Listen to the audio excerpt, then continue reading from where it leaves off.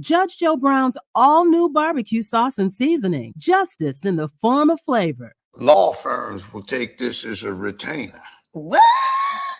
It must be a law firm where they hungry as hell. Now you gonna help me with this parole I'm dealing with? Judge Joe Brown's all-new barbecue sauce and seasoning. Justice in the form of flavor. With one taste of our premium blends of all-natural ingredients, herbs, and spices, you'll fall in love with meat all over again. Judge Joe Brown's all-natural barbecue sauce collection is made up of 2 zesty flavors, original and spicy. There's only one way to bring order back to barbecuing. Just add Judge Joe Brown's all-natural barbecue sauce and seasoning, and you be the judge.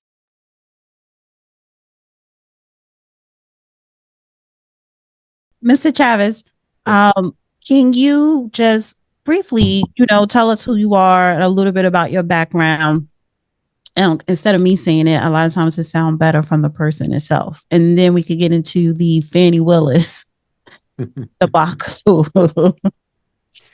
Well, my name is Jonathan Chavis. I was born and raised in Albuquerque, New Mexico, where I lived for most of my life. I was in the military. 8 years active duty, and then I spent the rest in the reserves, where I finished out my 23 years. I did a combat tour in Iraq at Balad, where I earned a commendation medal from both my commander, and the command sergeant major of the Army, who was the one who actually recommended me for the medal. After that, I went on for a master's degree, earned a master's degree at both Harvard University and Johns Hopkins University. I worked in the medical field for most of my life, usually in administration as either a director or another capacity, until I decided to run for Congress. I ran once before in the 4th District, and because I'm in a heavily Democrat area, I didn't think I was going to run again until the district chairman asked me to go ahead and step up. We didn't have someone to step up in our district to run for the 13th. Mm-hmm. So I went ahead and said, I'll run for the 13th, and actually drove up 10 points from the predecessor who ran. So that just means that I got more votes actually for our party. And that was pretty much my whole goal, was to try and drive up some more votes for our party. So with that, political wins or training, I think you'll have a better time of it the next go around. Yeah. And I mean, everything's a learning process. I had no idea what to expect. I just automatically thought, oh, once I win the primary, all this help is going to come. People are just going to flock to me. All this money is going to just kind of pour in. No, it's not like that. I mean, it's a lot of hard work. So I learn as I go. Mainly why I want to, just like in the medical field, just like in the military, I just want to help people. What happened was, with this case that came forward with the Fani Willis case, it was a couple of people who brought this forward, saying how that they were mistreated, they were wronged, they thought it was a miscarriage of justice, and I just couldn't idly sit by and let that happen. Whether I'm running or not, whether it's it's not about whether or not it's going to benefit me, it's about helping people. So I wanted to make sure that I wanted their voices to be heard. I wanted this to be known. So I said, bring me all your information, bring me all your proof so I can look it over. And they did. They brought me picture evidence, witness testimony, and a lot of it. I contacted a paralegal up in Pennsylvania who's actually working with me to write a brief for a recommendation for an investigation to the Georgia State Bar for an investigation into these allegations. So that's where the process is now. I'm writing up this brief right now so we can submit it. I'm going to have an attorney oversee everything before I submit it, to give it his or her stamp of approval, just to make sure that it looks good and it's written well. You know what? Let me add something to your mix. I appreciate what you're doing. We've been looking into Fani Willis too. And might I suggest that you strongly focus on conspiracy? See, under American law, you can commit a felony conspiracy by doing a legal act in a legal fashion if you conspire to carry it off. There is ample proof that Fani, with Letitia James, with Bragg, with Smith, with other people, had meetings, multiple meetings, wherein the topic of discussion was how do we get Donald Trump? And that is a conspiracy. In other words, you have 10 guys who've been operating businesses in a geographic area, and somebody comes in with a deep pocket and decides to offer all kinds of sales. So what you do is the bunch of you agree amongst yourselves that you are going to reduce your prices to a point where this newcomer can't match. So that's nothing technically illegal about reducing your prices. But it becomes a conspiracy if there is an agreement to undercut somebody else on purpose. It's generally embodied in our antitrust laws dealing with business, but it's also a conspiracy. So there might not be anything wrong with a prosecutor, say, going after Donald Trump. But if a group of them get together and say, hey, we're going to go after Donald Trump, we're going to bend the rules when it comes to due process and the Bill of Rights in terms of the protections it provides, so we can slap him with some criminal convictions or the inconvenience and expense of having to defend something we know is for the exclusive purpose of harassment or eliminating him politically, that becomes a conspiracy, and under federal law, it becomes a felony. All that has to happen is they have an agreement to try and do something to him, and if any one person who can be shown to be part of this agreement does any overt act, then all of them get caught up in a conspiracy charge. So we have overt acts by Bragg, Letitia James, by Smith, and by Fani Willis down in Fulton County. So that would qualify as a conspiracy under federal guidelines because they are public figures, in particular, public figures charged with protecting the public. The sentencing scheme for them is a lot more severe than it would be for an ordinary person, if that'll give you some guidance. Oh, definitely. And just because, you know, my background isn't in law, I take every advice I can get. Some of the things that have been brought forward is another conspiracy charge where Misha Maynor, who is a state rep here in Georgia, she was a Democrat who turned Republican. She had a stalker that was stalking her, was arrested and put in jail. During his time in jail, there's actually audio proof of Fani Willis talking with somebody else and the other person convincing her to go ahead and not press charges against Misha Maynor's stalker and to let him go. And sure enough, about a week and a half after that phone call, that person was released from prison, and he's still stalking Misha Maynor, and she's still going back into court to testify against this and to fight this. So this is just one of the many allegations that are coming forward through all this investigation that I'm doing personally, that it's just a long list of corruption. Might I add another little something to look into? It's called money laundering. See, you've got $7.5 million that was appropriated by the state legislature to Fulton County to deal with catching up on delinquent prosecutions. You've got $2 million that was appropriated to Fulton County to deal with prosecuting sexual offenses, and $500,000 or $500,000, that totals out $10 million that can't be accounted for. That's why the state legislative committee wants to get her in front of them to account for the money that she got appropriated that now seems to have disappeared. All of those cash transactions are going to look bad when they start getting broken down. Next thing is you might look into assisting the feds in doing this. It's making a knowingly false statement to a federal agency or agent. What is that? She indicated that she could not afford to pay $8,500 in past due taxes, so IRS accepted her representation on pain of federal perjury. And what winds up happening, they let her pay it off in installments, but that fool gets on the witness stand and under oath testifies that at the time in question, she had $15,000 in the cookie jar in her house. So obviously that is a deliberate and intentional misstatement. I used to represent federal defendants. The office did too. And we would have defendants with 17 felony counts and 19, 23 felony counts. And we'd walk them on everything except the last one, which was making a false statement to a federal agency. And how did they do that?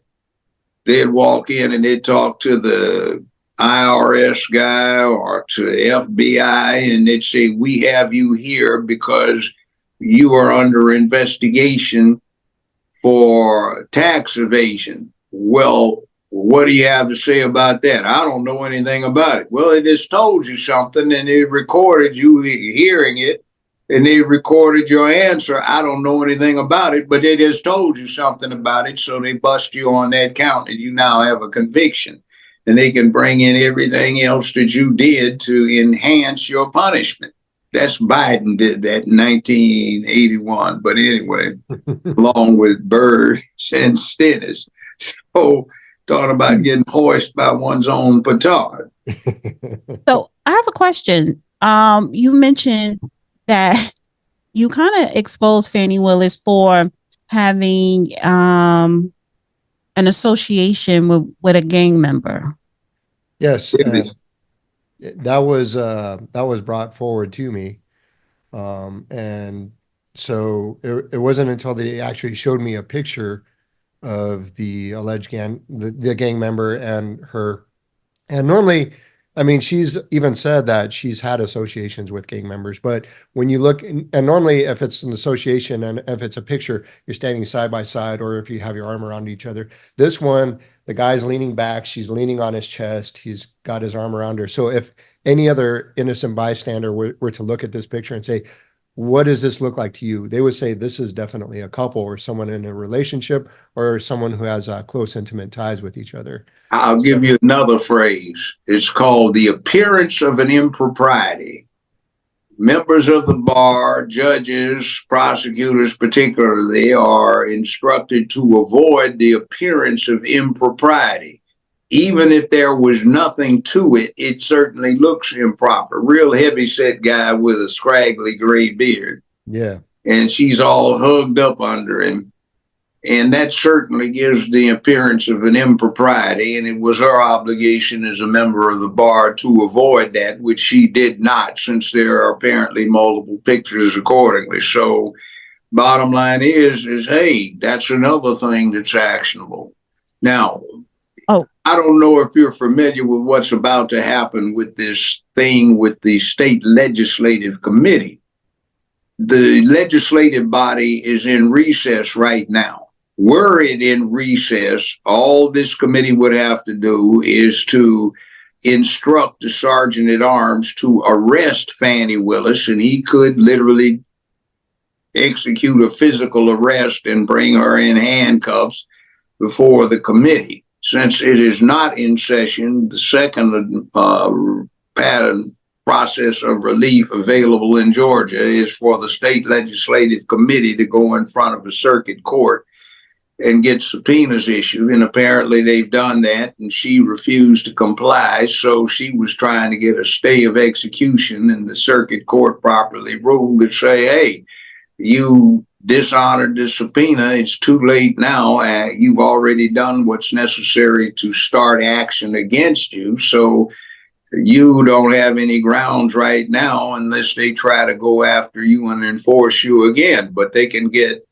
an order by a circuit court that she complied. Next thing that happens is they have a third remedy, which is a legislative one. They can retaliate against Fulton County so that the taxpayers get real upset because money gets cut off from Fulton County because a vital government entity refuses to comply with the state legislative committee assigned a responsibility to recommend, award, and deliver taxpayer funds, and they have a right under Georgia law to investigate to see how those funds that they appropriated are being spent. So she put herself in one of the dumbest positions I've ever seen. In the 50 years I've been practicing law, I had my favorite candidate for dumb crook of the half century, and she just took the title away. I've never seen anything that stupid in my life, and she's supposed to be the head prosecutor for a major American city. Well, I wanted to ask you, so by any chance, that association that apparently she was extra friendly with, that gang associate, was that gang associate had any ties to the YSL group or members or case? That's what the allegation is. And also there's some allegations out there that there was 2 gang members that she was friendly with, both of them. Anyway, both of them got into a conflict with each other, which was a shootout, basically. Both of them got arrested. However, only one of them got charged and the other one got released with no charges filed at all. So that's another thing. I'm having the case pulled for that, so I can look into that a little bit more closely as well. There's, like I said, there's just a lot of layers to this onion. So it's just kind of peeling one piece back at a time to make sure that I can get everything uncovered. Another thing that really, really upsets me is when I saw her go before a church and she's preaching to everybody about how she's doing this in the name of Jesus and almost comparing herself to Jesus when Jesus was prosecuted, and she's doing the same thing and she has to stand up. And yet she knows what she's doing is wrong. And what she knows what she's doing is improper and misconduct and just criminal. And yet she's up there lecturing people about this. That's another thing that really drove me to really look into this too. It's kind of disgusting, really. It is. Now, your investigation that you're going to present to the Georgia Bar Association, correct? Yes. And when they look over, what you present to them, what are the options? They can disbar her from the state of Georgia. That's a possibility. And is that what you're seeking, for her to be disbarred? Eventually, what I'm really seeking forward is now just to request the investigation into it. From what I understand, the Georgia State Bar, you have to request the investigation first. So you got to get through that hurdle first. So once they approve that there's enough evidence there to open up an investigation into disbarment, then it goes through several processes before it goes through the state Supreme Court for disbarment. So like everything, you take one hurdle at a time. Look at the next step, get through that next step, and look at, always know what your end goal is. But you don't want to jump too far ahead. I just want to keep focused on what the next step is and just getting that approval for that investigation to get going. And from what it sounds like, there's more than enough this evidence and other things that are being brought forward that I don't think they have a choice but to look into this. Well, disbarment is one of the options. Discipline is the other. And also the problem that she runs into is she essentially would disenfranchise the Fulton County District Attorney's Office by making everything that she's done suspect. So the bar committee, if they uncover criminal malfeasance, they can recommend that some prosecution be done, and that would mean that the state Supreme Court would appoint, subject to the approval of the state legislative body, a special prosecutor to look into it. Also, what you have, since what she did was get involved with trying to persecute the person that is the next president of the United States, that would certainly involve the feds, who would probably be best served by a legitimately appointed special prosecutor to look into it. And there are probably all kinds of things that would be uncovered. There are federal funds that have been commingled in this whole thing, which gives the feds automatic jurisdiction. You got federal candidates, which would deprive other states of their opportunity to have their electoral college members have individuals that they might support that they've indicated they chose to do. You have a whole can of worms. This thing just gets absolutely ridiculously convoluted. And what's even more surprising is by how much she was voted or she was elected in the last election. It just kind of shows you that people don't really pay attention to the person. They just kind of either vote for the party or they just kind of vote for what they're used to. They're used to being told what to do. Which is why she gravitates to the church, particularly the Black church, because that is still, and of course, you're in Georgia, the Bible Belt, that is still the bedrock when we're talking about the Black community. You know, go to the church, and if you got the church on your side, then you have a whole lot of votes and people supporting you, which is a problem. She has your investigation that you're going to present to the Georgia Bar Association. She has the open records. She was subpoenaed, and she also has the federal government breathing down her throat.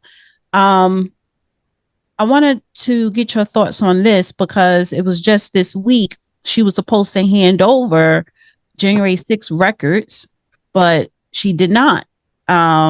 She declined, and I think she was subpoenaed to do that.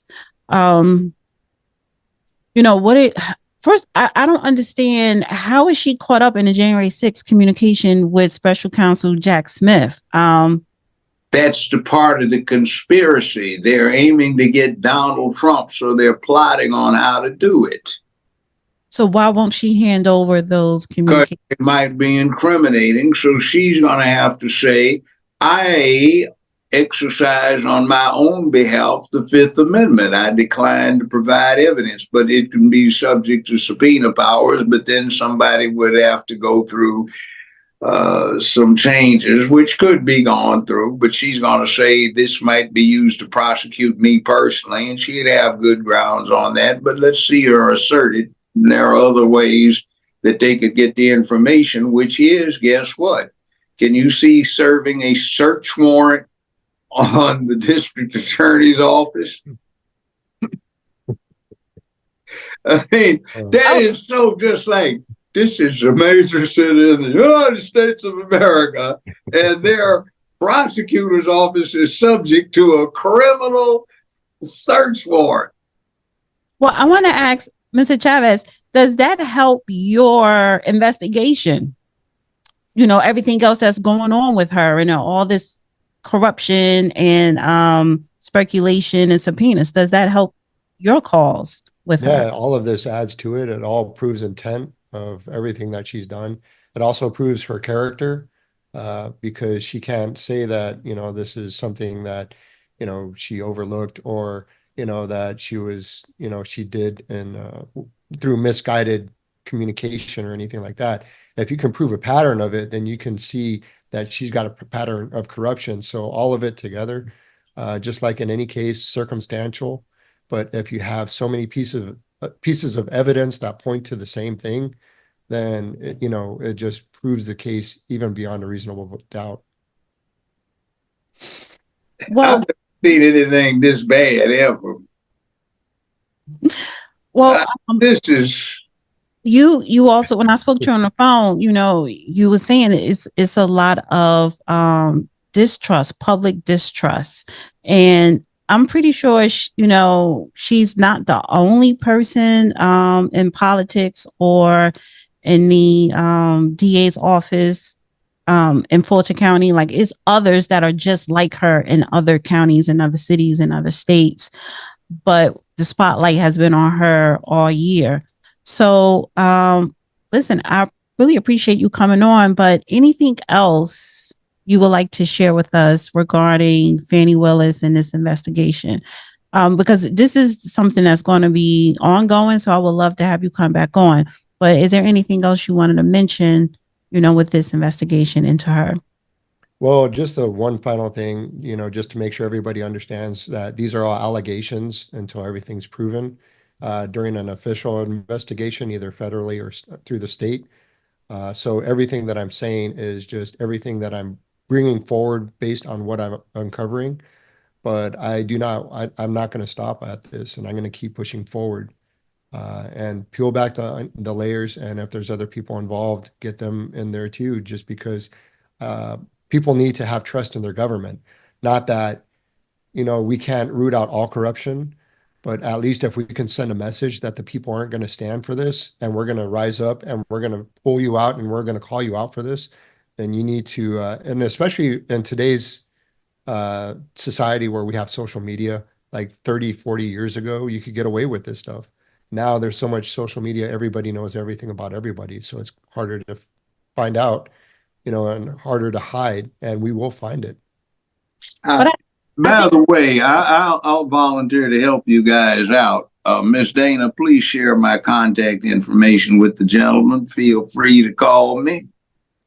Might not always get me, but what the hell? I always have hated wrongdoing like this, because particularly in the context of the fact that this type is always so hypocritical, namby-pamby-poo, so self-righteous about what they're doing to everybody else. Yes, sir. Thank you very much. And one more thing, because you did say something. It's like, with the technology, it's hard for people to hide all of the deviant things that they're doing. But even with us knowing, she still got voted back in. Yeah. And isn't that a shame? Mm-hmm. So it's like, we know all this information, but the people behavior is not changing. So I don't know what it's going to take for people, particularly in Fulton County, to actually wake up and see that this woman, cannot be trusted, and that her office completely corrupt. So amen to that. And the fact that people are totally brainwashed, that's pretty much a whole nother segment of another podcast. I could go on for a long time about that as well. So I would definitely love to have you come back on in New Year, in January, and we could pick up where your investigation is, where it's at by that time, and also how people are brainwashed with where they vote or just not paying attention. So thank you so much. I really appreciate you coming on and sharing this vital information. Thank you. Thank you, sir. Thank you, ma'am. Is there something, do you want people to follow you anywhere on social media, or you're not into that? I mean, I'm on X or Twitter. I mean, it's not about me, really isn't. I don't really want, if they want to follow me, that's fine. I'm not really going to post stuff on there about this stuff in any case. But, it's just really about getting to the truth. Yes. And we have been talking about her since January, February of this year. So definitely want to have you come back on to give us an update of your investigation, and anything else that may come up. You will always come up here and share it to the public. Okay. Thank you very much. All right. Thank you. Thank you, sir.